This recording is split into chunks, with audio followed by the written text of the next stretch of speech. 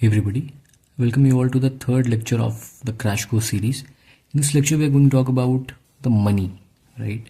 तो बेसिकली हम यहाँ पर डायनेमिक्स देखेंगे कि पैसा कहाँ से बनता है इकोनॉमी में, पैसा क्या होता है, व्हाट इज़ मनी सप्लाई, उस मनी सप्लाई को कंट्रोल करने के लिए what is the tool which is used, उस टूल को मॉनेटरी पॉलिसी कहते हैं, right? So without wasting any time let's dive into the dynamics of this. Okay, so lecture 3.1 का जो first thing that we will see is the money. What is a money, what are the types of money, कि plastic money क्या होता है, fiduciary money क्या होता है, fiat money क्या होता है, right? So this types of money we will सी.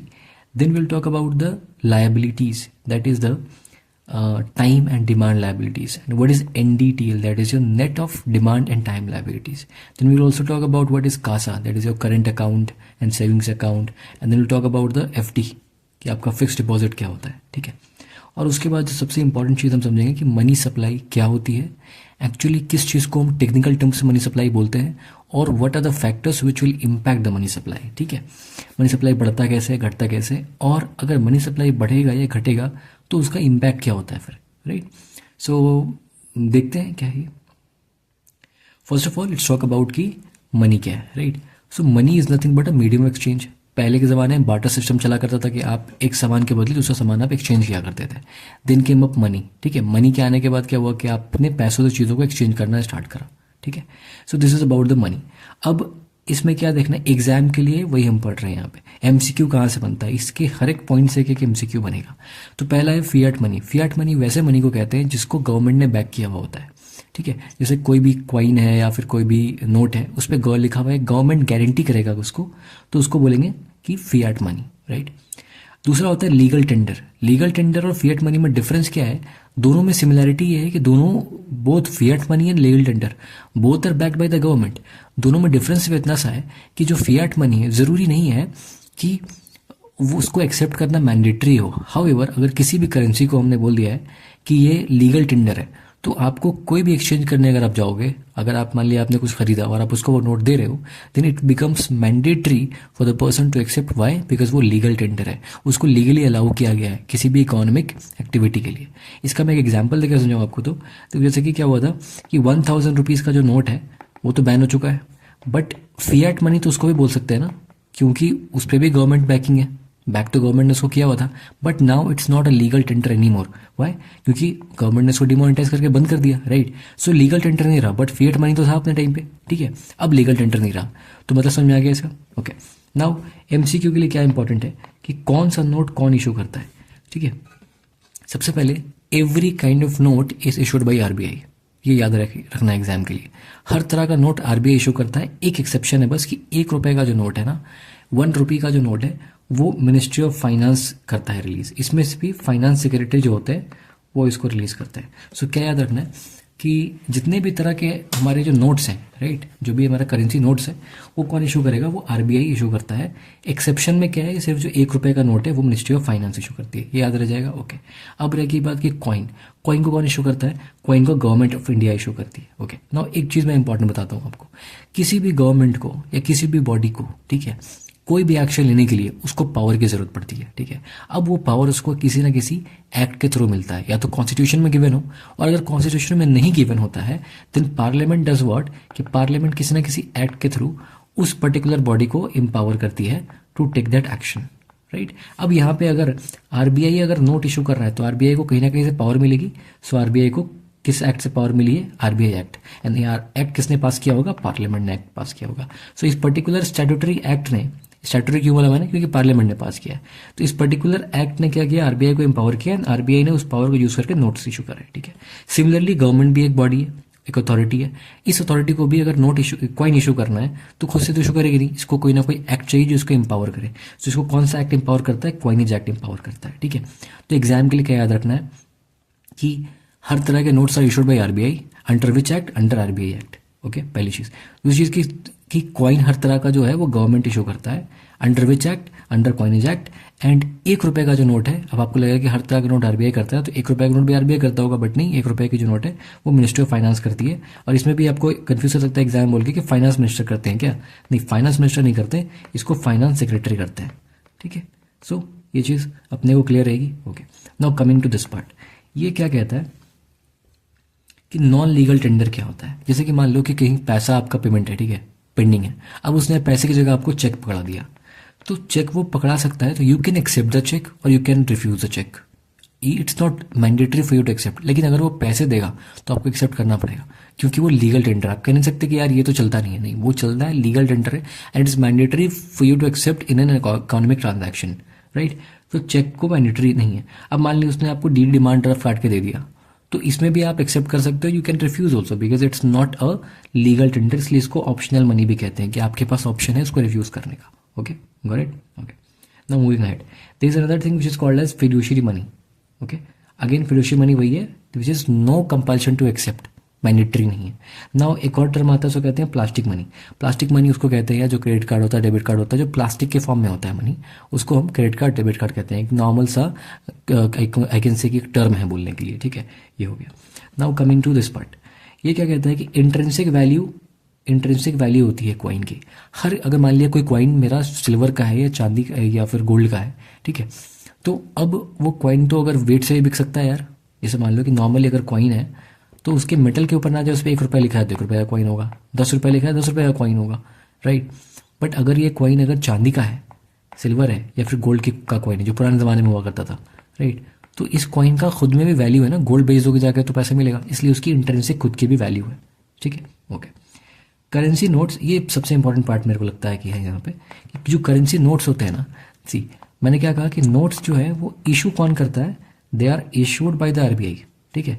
तो आरबीआई क्या करता है यहाँ पे, आरबीआई इशू करता है, बट इसको गारंटी कौन करता है, सो इसको this is guaranteed by what, guaranteed by government.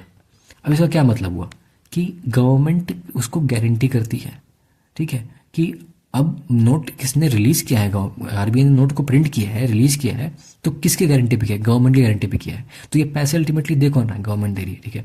एक चीज़ समझाता हूँ आपको, उसको कहते हैं MRS, मिनिमम रिजर्व सिस्टम, ठीक है।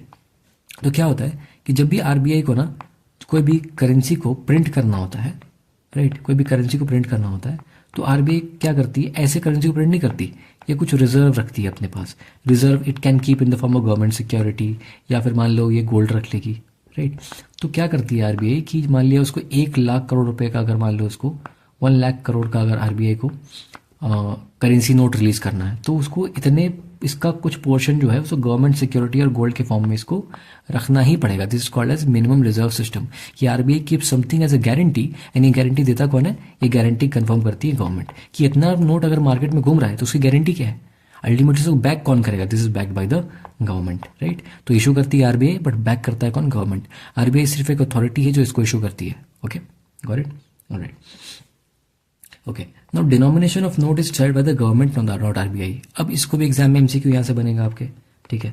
अब एग्जाम में आपसे पूछेंगे कि denomination of the currency is decided by the RBI, right, wrong, it is wrong, it is decided by the government. अब इसको आप ऐसे कैसे याद रख सकते हो कि देखो यार, जब डिमोनेटाइजेशन हुआ था तो गवर्नमेंट ने डिसाइड किया था ना कि इस नोट को हमें बंद करना है, 1000 रुपीज़ के करेंसी को हमें बंद करना है, राइट।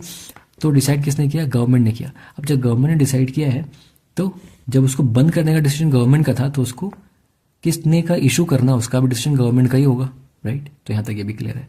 सो ये वाला हमने कर लिया और ये वाला कर लिया। बेसिकली हमने क्या कर लिया कि मनी क्या होता है, मनी मीडियम एक्सचेंज है, और मनी के टाइप्स क्या होते हैं वो सब हमने देख लिया। प्लास्टिक मनी है, ये सब है, फिएट मनी है, फिड्यूशियरी मनी है, राइट। उसको इशू कौन करता है, रिवाइज कर रहे हैं, कोई रिविजन कर रहे हैं। नोट को इशू करती है आरबीआई, नोट को इशू करती है आरबीआई, 1 रुपये के नोट को करती है मिनिस्ट्री ऑफ फाइनेंस, कॉइन को इशू करती है गवर्नमेंट, और जितने भी नोट्स कॉइन्स होते हैं उसको गारंटी करती है गवर्नमेंट, बट इशू करती है RBI.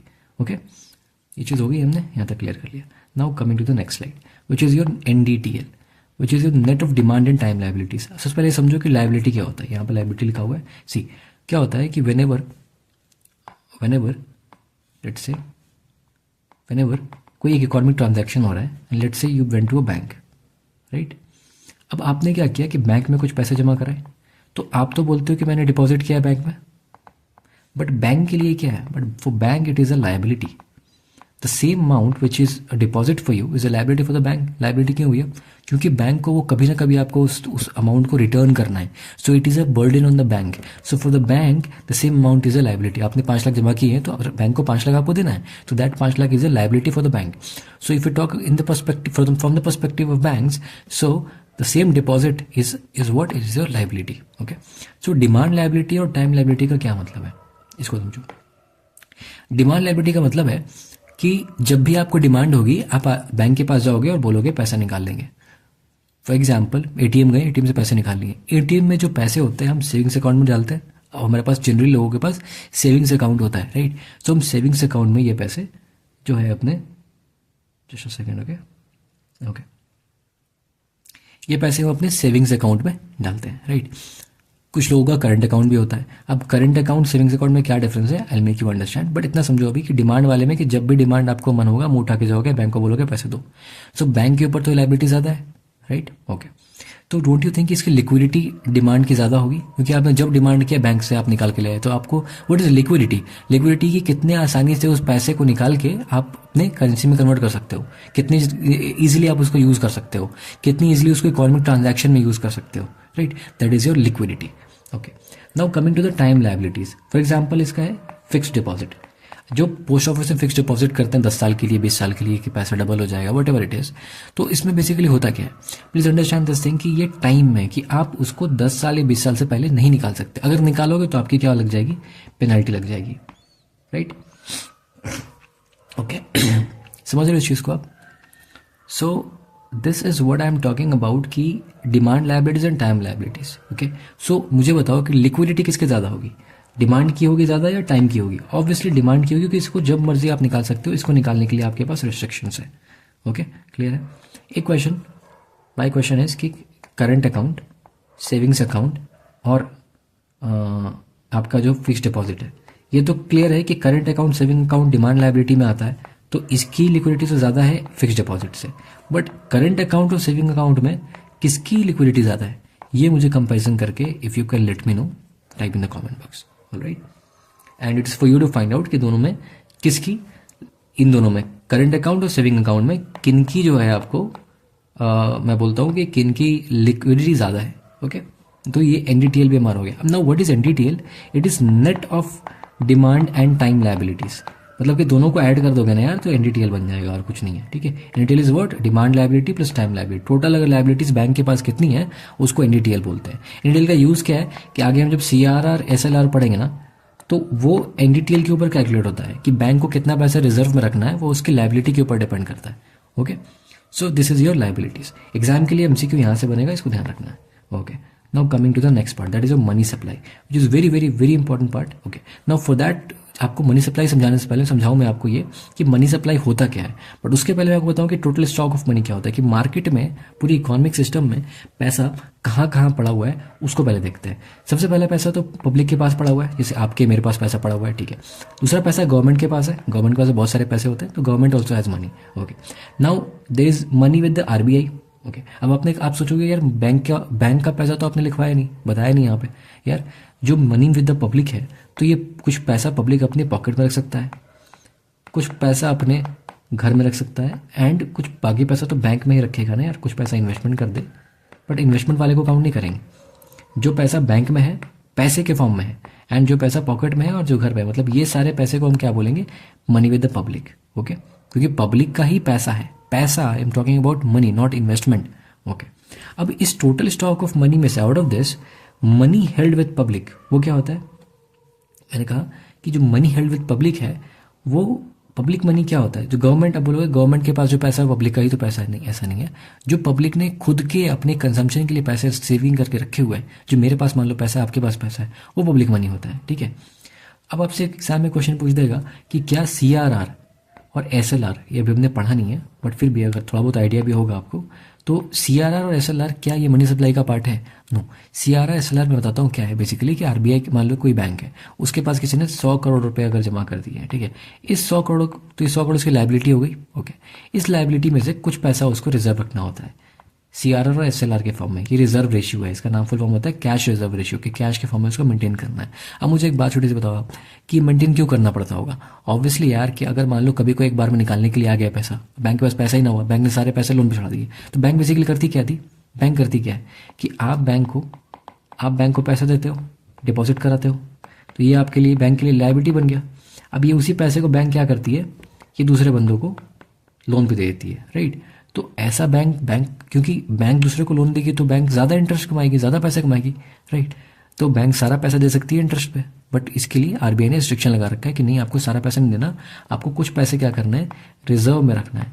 That is what is your reserve ratios. और वो किस पे कैलकुलेट होता है, कितना रखना है आपको, वो ये एनडीटीएल के ऊपर कैलकुलेट होता है। Okay, alright. सो हमने क्या देखा कि money with the public, money with the government and money with the RBI, ये टोटल स्टॉक ऑफ मनी है। इस टोटल स्टॉक ऑफ मनी में से मनी सप्लाई किसको बोलेंगे? क्या सबको मनी सप्लाई बोल देंगे? नहीं, सबको मनी सप्लाई नहीं बोलेंगे। तो मनी सप्लाई किसको नहीं बोलेंगे? किसको बोलेंगे कि जो कैश एट हैंड है, कि मेरे पास हाथ में कितना कैश पड़ा हुआ है, उसको जोड़ दो। हर इंसान के पास जितना था कैश पड़ा हुआ है उसको जोड़ दो, मनी सप्लाई है। उसके बाद कि बैंक में जो मैंने डिपॉजिट किया हुआ है, अब बैंक में मैंने जो डिपॉजिट किया हुआ है और जो मैंने पोस्ट ऑफिस में डिपॉजिट किया हुआ है, ठीक है, तो बैंक का डिपॉजिट, पोस्ट ऑफिस का डिपॉजिट, ये सारे डिपॉजिट को मैं अगर जोड़ दूं तो ये मनी सप्लाई का पार्ट आता है। अब यहाँ पे कुछ चीज़ें ध्यान रखनी है कि there are some things which are not a part of money supply. तो पहला है कि मनी सप्लाई का पार्ट कौन कौन नहीं है, ठीक है। तो सबसे पहले CRR, SLR, ये पार्ट नहीं है। दूसरा, गवर्नमेंट के साथ जो पैसे हैं वो पार्ट नहीं है, ठीक है। तीसरा कि आरबीआई के पास जो पैसे हैं वो मनी सप्लाई का पार्ट नहीं है। चौथा कि जो इंटर बैंक डिपॉजिट है, बैंक आपस में जो डील कर रहा है, इंटर बैंक डिपॉजिट, ये मनी सप्लाई का पार्ट नहीं है। This is not a part of the money supply. Okay, so money supply का पार्ट क्या है? कितना लोगों के पास हाथ में कैश है, बैंक में जो डिपॉजिट कर रखा है और जो पोस्ट ऑफिस डिपॉजिट कर रखा है, this is a part of the money supply. Okay, now understand this thing कि what effects a money supply. For example, अगर मैं एग्जाम में क्वेश्चन आया, उसने पूछा मेरे से कि यार आपने क्या किया कि आपने अपने सेविंग्स अकाउंट से पैसे निकाल के एफडी में ट्रांसफर कर दिया। So what is the effect on money supply, right? This is money supply. तो मनी सप्लाई में क्या इम्पैक्ट पड़ा? ये इंक्रीज करेगा, ये डिक्रीज करेगा, या इस पर नो इफेक्ट, या फिर कांट बी सेड? क्या आंसर होगा? ये इसका आंसर क्या होगा? बताओ मुझे। 4 ऑप्शन है। द आंसर इज कि there is no effect. Why there is no effect? यार एक चीज मैं देखो, यहाँ पे इसका हमेशा सम टोटल रेफर करते हैं, हमेशा सम टोटल रेफर करेंगे कि हाथ में कितना पैसा है प्लस बैंक में कितना डिपॉजिट है प्लस। तो मैंने बेसिकली किया क्या कि बैंक के डिपॉजिट को उठा के यहाँ पे रख दिया। जैसे मान लो कि मैंने इस कान को उठा के उस कान, मतलब कहने का मतलब है कि सेविंग्स अकाउंट में पैसा पड़ा हुआ था, उसको उठा के मैंने एफडी में डाल दिया। तो मेरा जो मनी सप्लाई था is equal to savings account plus FD, ठीक है। तो मैंने किया क्या यार, तो मान लो कि इनिशियल वाले केस में क्या था केस कि मनी सप्लाई कैलकुलेट करना होगा। इनिशियल केस में मान लो सेविंग्स अकाउंट में मेरे पास 50,000 रुपये थे, ठीक है, और एफडी में मेरे पास 50,000 इसमें भी थे। टोटल मेरे पास कितना मनी सप्लाई हो गया? इस केस में मनी सप्लाई कितना हो गया? 1,00,000 रुपये का हो गया। ओके, ना उसके बाद क्या किया मैंने अपने सेविंग्स अकाउंट में से पैसे ट्रांसफर कर दिए। मान लो मैंने 20,000 रुपये ट्रांसफर कर दिए एफडी में। तो अब मेरे सेविंग्स अकाउंट में कितना पैसा हो गया? Savings account 2 plus FD 2। अब कितना पैसा हो गया सेविंग्स अकाउंट में? इससे 20 कम कर दो तो 50 में 20 कम करोगे तो कितना हो जाएगा? 30,000 इसमें है। लेकिन मैंने इसको उठाया कहाँ डाल दिया? एफडी में डाल दिया। तो एफडी में पहले 50 था और मैंने 20 डाल दिया, ठीक है। तो कितना हो गया? 70। क्या आप दोनों को जोड़ोगे तो 1,00,000 नहीं आ जाएगा? 1,00,000 आ गया। तो दिस इज मनी सप्लाई। तो मनी सप्लाई भी तो 1,00,000 रुपये आया है। तो मनी सप्लाई क्या है? यहाँ पे दोनों पे सेम है क्या? दोनों में सेम है, इसलिए there is no impact if हम ये ट्रांसफर करते हैं, ठीक है। और किसका इम्पैक्ट नहीं पड़ता? तो पहला कि अगर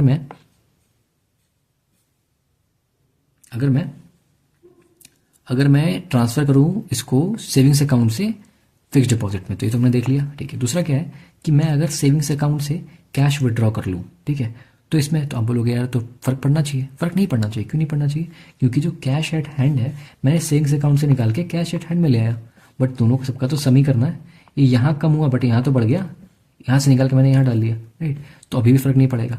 तो मैंने अगर सेविंग्स अकाउंट से विड्रॉ कर लिया एटीएम जाके या फिर यूपीआई से या किसी चीज़ से, तो भी फर्क नहीं पड़ेगा। तो इन दोनों कैसे फर्क नहीं पड़ा? अब breaking FD to hold cash, मैंने अपनी फिक्स डिपॉजिट जो थी एफडी तोड़वा दी, तो उस केस में पड़ेगा? फर्क नहीं पड़ेगा, क्योंकि मैंने यहाँ पे जो पीओ है ये यहाँ से पैसा तो कम हुआ है, फिर यहाँ आ गया, तो यहाँ कम हुआ बट यहाँ बढ़ गया। टोटल सम क्या हुआ? सम तो कांस्टेंट रहा, तो मनी सप्लाई यहाँ पे सेम रही, ठीक है। तो none of this will affect the money supply. Why? Because sum total अभी भी कांस्टेंट है। तो this is a brief idea about the money supply. अब इस पे आपको और कमांड कैसे आएगा? You will have more command on this topics by solving more and more questions. और उस क्वेश्चन को सॉल्व करने के लिए मैंने पहले ही बताया हुआ है कि 550 MCQ इसको सॉल्व करेंगे, और दूसरा जो है हमारा PYQ के लिए क्या करना है कि मैं आफ्टर कवरिंग दिस कोर्सेज मैं खुद PYQ क्या कराऊंगा, आपको सॉल्व कराऊंगा विथ ऑल द एलिमिनेशन, और जो भी टेक्निक्स हैं मैं उनको लगा के, कॉन्सेप्ट लगा के, कॉमन सेंस लगा के मैं इनको सॉल्व करने की कोशिश करूंगा। Okay, I try my best. Okay, so basically हमने देख लिया, मनी सप्लाई देख लिया। Okay, now it also talked about कि टाइम एंड डिमांड लाइबिलिटीज क्या होती थी, दोनों का नेट निकालने के लिए मेरे को ऐड कर देना है उसको, right. Okay, current account saving account पता लग गया क्या है, ठीक है। तो यहाँ तक चीज़ देख ली हमने। एक बार आप इसको just for like 30-40 seconds just try to go through it, okay, and let me know कि if you understood everything. Oh, sorry, if you are not in the live class, right? Okay, no problem. Let me see if I missed any other topic. Just a second.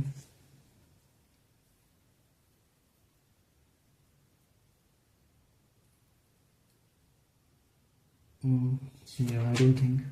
Okay, yeah, just one more topic. Okay.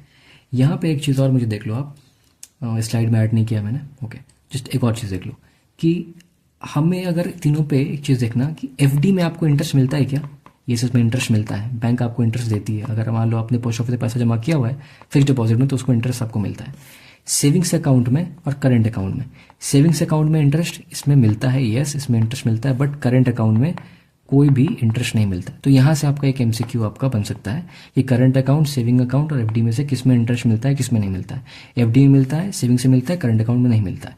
एक और चीज़ question बन सकता है आपका कि किस में interest सबसे ज़्यादा मिलता है। तो मैं अगर इंटरेस्ट के बारे में बात करूँगा, ठीक है, इंटरेस्ट के बारे में बात करूँगा, ठीक है, तो सबसे ज़्यादा एफडी मिलेगा, उसके बाद सेविंग्स अकाउंट में मिलेगा और करंट अकाउंट में तो मिलता ही नहीं है। अब एफडी और सेविंग्स में क्या लॉजिक है कि इसमें ज़्यादा क्यों मिलता है यार। ऑब्वियस सी बात है कि आप बैंक को ज़्यादा टाइम के लिए पैसे दे रहे हो, बैंक को आप स्टेबिलिटी दे रहे हो, तो बैंक आपको इंटरेस्ट ज़्यादा देगी। इसमें आप बोलते हो कि जब मेरी मर्जी पड़ेगी मैं निकाल लूँगा, तो आपको बैंक ज़्यादा इंटरेस्ट क्यों देगी, क्योंकि इसमें आपको लिक्विडिटी ज़्यादा मिल रहा है। इसमें लिक्विडिटी हमें पता ना कि लिक्विडिटी आपको इन दोनों में से, अच्छा मैंने क्वेश्चन में तो आपसे पूछा था करंट अकाउंट और सेविंग अकाउंट में लिक्विडिटी ज़्यादा किसकी है, ये क्वेश्चन मैंने आपसे पूछा था। अब यहाँ पे देख लो कि एफडी और फिक्स डिपॉजिट में और सेविंग्स अकाउंट में इसमें लिक्विडिटी ज़्यादा किसकी है। ऑब्वियसली इसकी ज़्यादा लिक्विडिटी है। जब इसकी लिक्विडिटी ज़्यादा होगी तो ऑब्वियसली इंटरेस्ट तो बैंक कम देगी, सारा मज़ा तो आपको नहीं मिलेगा ना, राइट। तो दिस इज इंटरेस्ट देख लेना, और दोनों में लिक्विडिटी तो हमने देख ही लिया है, राइट। सो ये आपका इन डिटेल हो गया। Still you have any doubts, do ask me in the comment box. Okay, so यहाँ पे 3.1 हम फिनिश कर रहे हैं। नेक्स्ट लेक्चर में I will be meeting with the lecture 3.2। All right, okay, bye bye.